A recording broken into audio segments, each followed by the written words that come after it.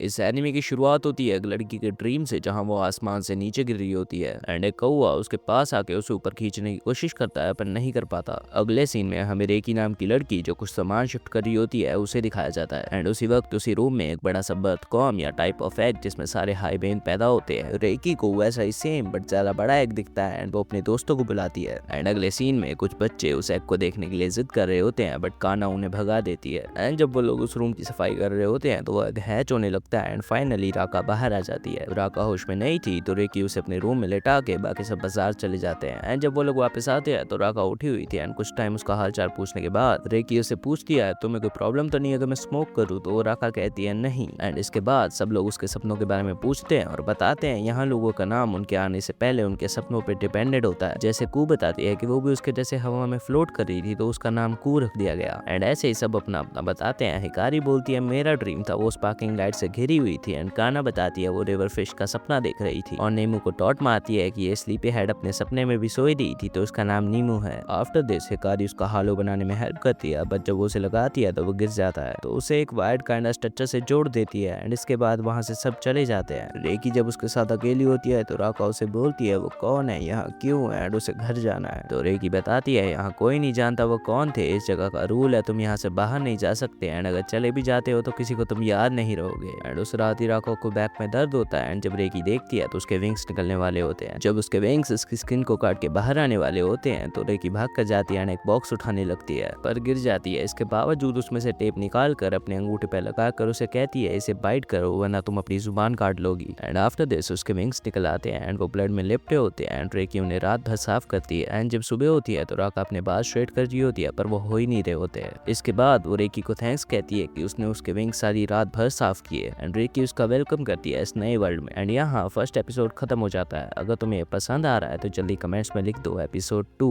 And मैं बहुत जल्द नेक्स्ट एपिसोड लेकर आऊंगा। सब्सक्राइब कर लो कि नोटिफिकेशन आ जाए एंड लाइक करना मत भूलना। तब तक के लिए बाय।